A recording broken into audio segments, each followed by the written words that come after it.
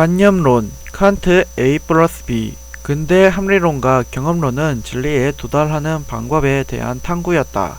합리론은 보편적 이성을, 경험론은 개별적 경험을 그 방법으로 제시했다.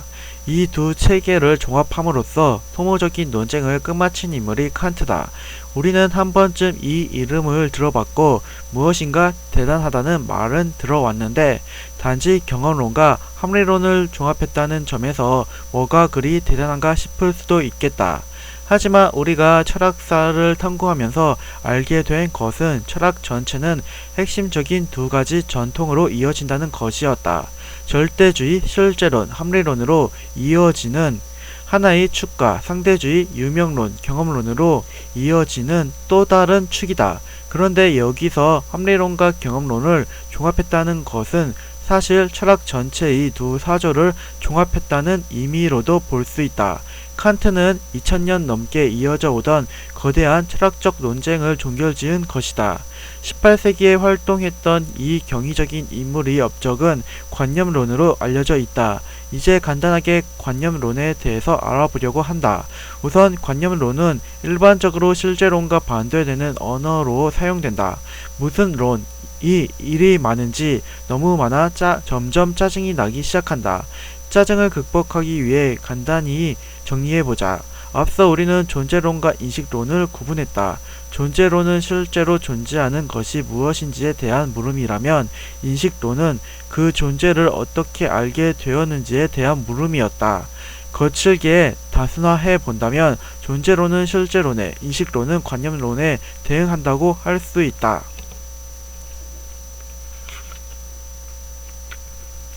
우선 존재론과 실제론은 나의 바깥에 있는 것들에 관심을 갖는 사고 방식이다. 예를 들어 우리는 눈앞에 있는 사과에 관심을 가질 수 있다. 그러면 이 질문이 가능할 것이다. 사과는 뭐지? 맛은 있나?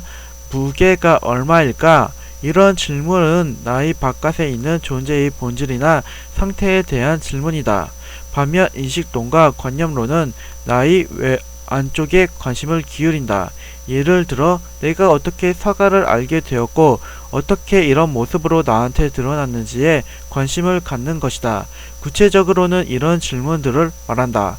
나에게 어떻게 사과가 보이게 된 걸까? 내 눈앞의 사과는 정말 내 외부에 있을까? 뭔가 미쳐 보이는 이런 질문들이 이상하게 여겨지는 게 정상이다. 일반적으로 우리에게 친숙한 것은 존재론과 실제론이다. 이들은 너무나 상식에 부합한다. 내 눈앞에 있는 세계는 정말로 내 바깥에 존재하고 있는 것이다. 하지만 철학이 발달하고 인간의 의식에 대한 탐구가 진행되면서 내 눈앞에 있는 세계가 실제 세계가 아닐 수 있다는 생각이 점차 확산되었다. 그리고 자신이 내면을 예민하게 관찰하는 사람이라면 관념론이 실제 세상을 더 정확히 묘사한다는 것을 이해하게 된다. 내 눈앞에 펼쳐진 세계의 진실을 알고자 하는 사람이라면 칸트의 관념론이 도움이 될 것이다. 칸트의 관념론에 대해 알아보기 위해 본다의 의미를 먼저 생각해 보려고 한다. 무엇인가를 본다는 것은 매우 단순하고 명쾌한 경험으로 체험되지만 엄밀하게 생각해 보면 신비한 측면이 있다. 단순한 상황에서 이야기를 시작해 보자. 당신은 손에 사과를 들고 있다. 사과는 어디에 있는가? 이게 무슨 헛소리인가 싶을 수도 있다. 당연히 사과는 내 눈앞에 있다. 하지만 눈으로 본다는 것에 대해서 자세히 생각해보면 이상한 점이 있다. 우리가 눈으로 본다는 것은 광원에서 쏟아져 나온 빛의 입자들이 사과에 충돌한 후 튕겨져 나와서 내 수정체를 통과해 망막을 자극하는 것을 말한다. 하지만 아직까지는 본 것이 아니다.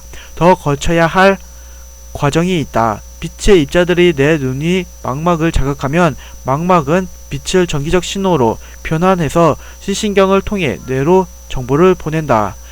빛이 알갱이를 뇌로 직접 보내는 것이 아니라 0과 1로 된 디지털 신호를 모스보호처럼 뇌로 알리는 것이다. 그런 전기적 신호는 시신경을 따라 내 뇌까지 전달된다. 뇌의 입장에서 생각해보자. 뇌는 눈도 귀도 없는데 전기적 신호가 여기저기서 흘러 들어온다. 그럼 그 정보들을 해석해내야 한다.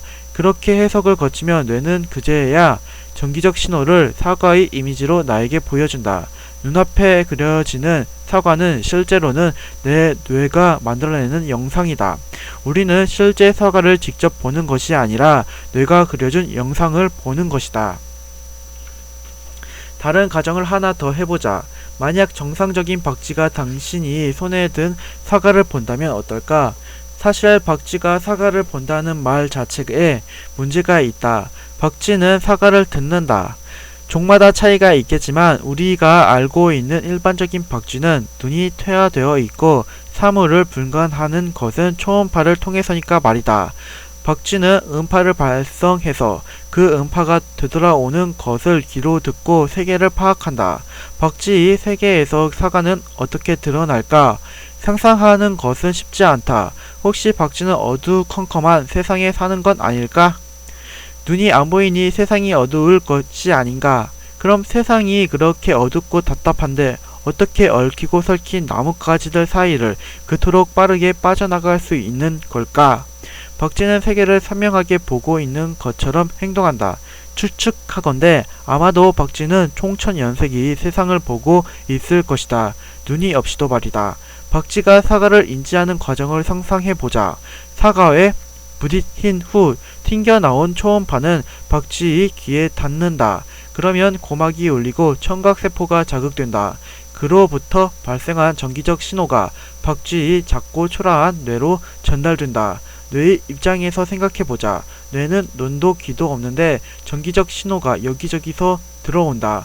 그럼 그 디지털된 전기적 신호를 해석해내야 한다. 그리고 해석을 거치면 뇌는 그 결과물을 이미지화해서 박쥐에게 드러나게 해준다. 아마도 박쥐는 귀로 들었지만 머릿속에 총천연색이 이미지를 보게 될 것이다. 분명 그 대략적인 형태는 우리가 보는 것과 비슷할지 모르지만 표면의 색깔은 매우 다르게 구성되어 있을 것이다. 상상력을 발휘해 보면 박쥐에게 거친 표면은 어둡게, 매끄러운 표면은 밝게 드러날 수도 있다. 당신이 눈으로 본 사과와 박쥐가 귀로 본 사과 중에 실제 사과에 더 근접한 것은 무엇일까? 당연히 인간인 우리가 보는 사과일까? 박쥐가 생각을 할 수 있다면 박쥐는 이렇게 생각할지도 모른다. 인간이라는 종족이 있는데 걔네들은 눈으로 무엇인가를 본다며? 아니 그게 답답해서 어디 살 수나 있겠어? 어두컴컴한 곳에서 답답하게 살고 있는 건 아니야? 라고 말이다. 이제 첫 질문으로 돌아올 차례다. 당신의 손 위에 사과는 어디에 있는가? 그리고 당신의 손은 당신 눈앞의 세계는 어디에 있는가? 현명한 답은 이것이다. 사과와 세계는 내 머릿속에 있다. 나는 내 머릿속의 이미지를 보고 있다. 본다는 것은 외부의 사물 자체를 보는 것이 아니라 나의 머릿속에서 해석된 그 무엇인가를 보고 있는 것이다. 이제 칸트의 관념론을 이해하기 위한 준비가 끝났다. 천천히 더 알아보자. 칸트는 세상을 둘로 분리했다. 내 눈앞에 드러난 세계를 현상이라고 부르고 현상 너머의 진짜 세계를 물자체라고 불렀다. 칸트에 따르면 결국 우리가 알 수 있는 것은 현상뿐이고 사물의 실체 자체를 인식하는 것은 절대로 불가능한 일이다. 우리가 볼 수 있는 건 머릿속에서 재구성된 이미지로서의 사과일 뿐, 우리 외부에 존재하는 실제 사과는 결코 감각할 수 없다. 여기까지 들으면 우리는 실제의 경험 세계를 포기하고 나의 관념 속에 갇힌 것만 같다. 우리는 서로 다른 각자의 현상 세계에 매몰되어 있는 주관적인 존재인 것이다. 박쥐와 나는 전혀 다른 세계를 보고 있고 동시에 나와 다른 사람들도 너무도 다른 자신만의 세계만을 보고 있는 것이다. 어떤 면에서 우리 모두는 자폐하다. 하지만 칸트는 이렇게 주관주의로 빠질 위험에 처한 자신이 이론을 현명하게 구제해냈다. 여기에 칸트의 혁신적인 면이 있다. 답부터 말하면 칸트는 모두 이 사고 구조가 보편적인 형식을 가지고 있음을 밝힘으로써 세계가 개인이 주관에 함몰되는 문제를 극복해냈다.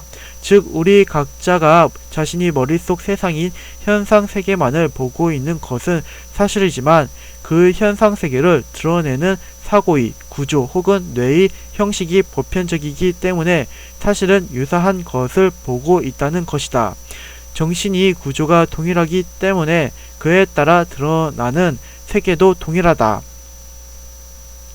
간결하게 정리해보자. 물 자체의 세계는 결코 알 수 없다. 개인은 주관적으로 현상세계를 구성한다. 하지만 우리의 사고 구조가 동일하기 때문에 우리는 동일한 세계를 본다.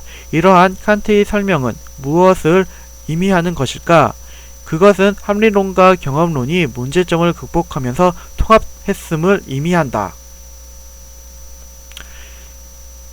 이제 진리는 세계 밖의 경험에서 혹은 내 안의 주관적 이성에서 찾을 것이 아니라 주체의 판단 형식에서 찾아야 한다. 합리론자들이 말하는 이성은 주관적인 독단에 빠지기 쉬워서 위험하고 경험론자들이 말하는 경험은 물 자체를 인식할 수 없으니 불가능하다. 하지만 우리 모두의 사고 구조가 동일하기 때문에 우리는 우리 사고의 형식을 분석함으로써 진리에 도달할 수 있다. 그렇다면 모두가 동일하게 가지고 있다는 주체의 판단 형식은 무엇인가? 칸트는 주체의 판단 형식을 감성 형식과 지성 형식으로 구분한다. 우선 감성 형식은 시간과 공간이다. 칸트는 시간과 공간이 외부 세계에 실제로 존재하는 것이 아니라 인식 주체가 가진 형식적 구조라고 생각했다. 다음으로 지성 형식은 12개의 범주로 되어 있다. 이를 칸트의 12범주라고 한다. 보고 있으면 심란하나 관심 있는 독자를 위해 오른쪽 그림에 간략히 제시한다. 감성 형식과 지성 형식은 모든 인간이 최소한으로 가지고 있는 인식이 틀이다. 모든 사람이 이 형식을 갖추고 있기 때문에 우리는 서로 주관적으로 세상을 보는 것이 아니라 유사한 세상을 함께 보고 있다고 안심할 수 있다. 칸트의 관념론은 혁신적인 생각이었다. 칸트는 스스로 이 방법을 코페르니쿠스적 전환이라고 불렀다. 코페르니쿠스가 천동설에서 지동설로 사고의 전환을 급진적으로 바꾸면서 진리를 찾아냈던 것처럼 자신이 방법이 주관과 객관을 동시에 구제함으로써 진리를 드러냈음을 자신한 것이다. 그는 세상을 판단하고 있는 주체의 판단 구조에 관심을 기울임으로써 객관적 경험에만 관심을 갖는 경험론과 주관적 이성에만 관심을 갖는 합리론을 종합해냈다. 이후 칸트의 관념론은 헤겔에 이르러 극단적으로 완성되고 헤겔의 철학은 마르크스로 이어진다. 헤겔의 변증법과 마르크스의 철학은 역사, 경제, 정치, 사회, 윤리 편에서 다루었으므로 여기서는 생략한다.